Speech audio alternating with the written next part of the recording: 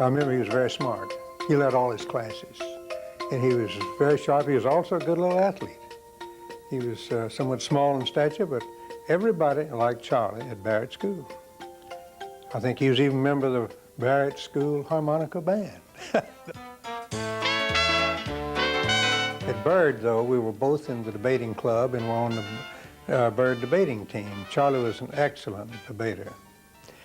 But his intelligence and his sharp repartee came through. The question at Byrd was whether he would become an attorney or a doctor, but he chose medicine. Went to Tulane Medical School and came back and interned 9 months at the old Charity Hospital. And then I went and had to go into the Navy. I spent some time in the Navy and Marines and came back, and everybody was getting out of the service at that time, and so it was hard to find a place to train. So I spent 2 more years at the Charity Hospital. And then I went to Mayo's for 4. It was probably a cold January day, and I loved to ski. And we had a little ski hill that some of us would ski every weekend. And I sprained my ankle this one day. And it just so happened that Charlie Knight was on call and had to take care of my ankle. He had to make house calls on me. We got quite well acquainted at that time. Well, she was a redhead and a good-looking redheaded gal. She really was. And so she denies she was redheaded, but she was. He was invited to stay on the staff at the Mayo Clinic, but I think the cold weather got him up there, and he was eager to come back home. He was a Shreveporter and had many friends down here. And Knight and I practiced adjoining offices pretty close together. One day, one of his patients came in who was not only a long-standing patient of both of ours, but we were very friendly with him. And he says, well, he says, I just saw Dr. Knight. And he says, I hear that he is one of the best surgeons in the South.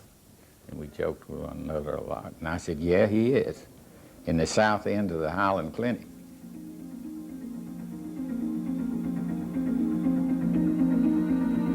He was an excellent doctor.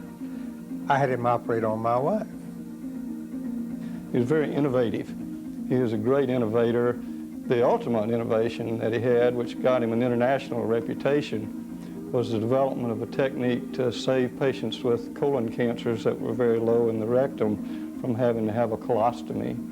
And he became internationally known for that. As a matter of fact, gave talks in Europe and over there in Europe that he didn't name it this because he's too modest, but in Europe it's known as the Knight procedure. Not always easy. It's a lot of stress, and to tell people that they're not going to get well, or to tell their families that they're not going to get well, is very difficult. He had so many residents that trained under him that they were going to honor him by painting an oil and hanging it on the wall out at LSU, and the question was how to get this funded. And so the idea came up to take a letter and send it to all of the residents that he trained while he was out there and see if he couldn't get some of the money that way. And I got so much money back from that effort that after the oil was completed and paid for, I had to mail money back to everybody. It was so over-solicited. He was loved by the residents out there that he trained.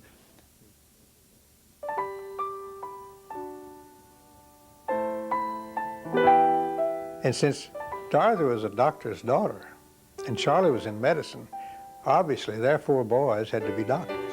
It was in the genes, very definitely.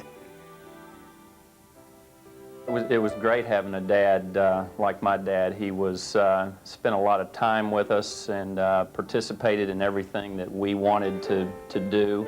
We were all very active in sports, and even though he was very busy, he tried his best to show up at all the games. I don't think he ever missed a game. One summer we had 4 boys playing 4 different baseball teams, all the way from Cargill Park to Centenary or something like that, and he never missed one, I don't believe. I think we saw that he worked hard, but we also saw that he enjoyed medicine so much.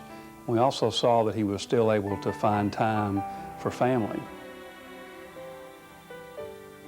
He's very proud of his sons, and with good reason. He and his wife, Dot, sacrificed while he's never been a high-volume surgeon because of his academic interests. He didn't establish the wealth that some surgeons do. Instead, he borrowed money to send his kids to the best schools in the country, and all of them were very bright and able to go anywhere they wanted to, and it cost him a fortune. They were all there at the same time. He is extremely proud of the investment he made in those boys, and they never let him down in that regard. I think I'm most proud of him just if you look at the totality of his life. It's sort of how he's conducted himself as a father, as a husband, as a professional. I'm very fortunate that I've had a father that has shown me the love and shown me the direction to do what I'm able to do today. I'm very proud of him, and you know, I think all of us wish we could turn out to be somewhat like him. Hope we have turned out to be a little bit like him, because I think he's a very special person. I think medicine is a great profession. It's an opportunity to serve your fellow man, to do some good, feel like you're really accomplishing something.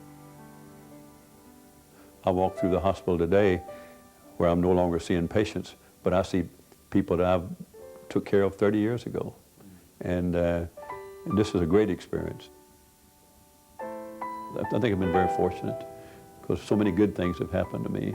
And those of us that live as long as I have think we're survivors. We've had the good fortune to see our children grow, grandchildren come.